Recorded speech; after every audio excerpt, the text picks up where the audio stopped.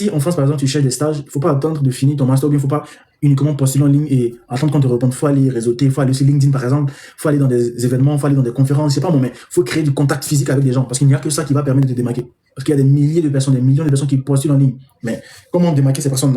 Au-delà du fait qu'il y a la compétence, mais derrière, c'est le réseau. C'est comment est-ce que tu vas aborder des gens, comment est-ce que tu vas te présenter, comment est-ce que tu vas poser, on va dire, le sujet. C'est vraiment ça, parce que si tu restes uniquement à postuler en ligne, je pense que ça va pas le faire. J'ai fait une vidéo dans laquelle je disais que il y a des gens qui attendent le Master 2, par exemple, pour aller chercher maintenant un premier stage. Les gars, c'est une erreur à ne pas commettre. Tu ne peux pas attendre d'avoir un Master 2, finir, et maintenant commencer à chercher ton premier stage de fin d'études, et puis espérer que les choses vont bien se passer pour toi. Moi, je dis toujours, c'est vrai que peut-être en L1, certains diront que c'est très tôt, mais non. En France, par exemple, les gens commencent à chercher des stages à partir du troisième. C'est-à-dire qu'en classe de troisième, il y a des élèves qui vont chercher des stages d'observation. Ça peut être des stages d'une semaine, des stages de... Donc, il y a des gens, par exemple, qui attendent, comme je disais, le Master 2 pour commencer à chercher un stage. Les gars, vous ne pouvez pas attendre un Master 2 pour chercher un stage.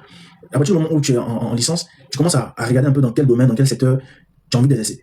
Et tu essaies de mettre en place, on va dire, une stratégie qui va te permettre peut-être de trouver un stage à partir de ta L1, à partir de la L2, à partir de la L3. En tout cas, chaque année, tu essaies au moins de trouver un stage, même si c'est un mois, même si c'est non rémunéré, ce n'est pas grave. On va dire quoi, de la L1 jusqu'à la L3, si tu trouves des stages non rémunérés, ce n'est pas grave. Tu es dans l'objet d'acquérir de l'expérience. Par contre, arrivé en master, là maintenant tu peux être de plus en plus exigeant parce que tu es vers la fin d'un cursus. Mais en licence 1, licence 2, licence 3, écoutez, trouver des stages de, je sais pas moi, 1 mois, 2 mois, 3 mois, quelques semaines, peu importe, mais essayez au moins d'être en contact avec des professionnels. Comme ça vous permettra d'avoir une idée claire de ce que vous avez envie de faire. Parce que bien souvent, tu arrives au master 2, tu fais L1, L2, L3, M1, M2, et en M2 maintenant, tu cherches stage et tu vois que en fait, il n'y a pas d'ouverture, il n'y a rien pour toi en fait. Il n'y a rien, c'est compliqué, tu postules, personne ne te répond, tu envoies des CV, il n'y a pas de retour et ça devient de plus en plus compliqué pour toi de vraiment sortir ta tête de l'eau. Aussi, tu avais essayé d'anticiper en amont, ou du moins d'anticiper très vite tes recherches de stage, je pense que jusqu'au master, tu aurais bien pu déjà trouver quelque chose de bien. Donc moi, le message que je veux passer, c'est de ne pas rester passif parce que personne ne va venir t'aider, personne ne va venir, je sais pas moi, te donner un travail ou encore te donner un stage. C'est chacun essaie de se démerder comme il peut, chacun essaie de se battre, chacun essaie de rechercher comme il peut. Donc soyez vraiment dans une logique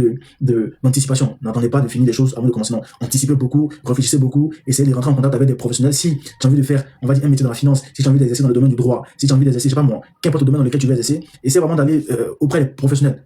Essayer de discuter avec eux, comment ça se passe, prendre des conseils, te renseigner. En fait, ça va être très bien. Ça va te permettre d'avoir une vision large de ce que tu as envie de faire. Ça va vraiment te permettre d'avoir une vision large. Et en fonction de toutes les informations que tu auras reçues, tu pourras maintenant essayer d'organiser un peu ton parcours.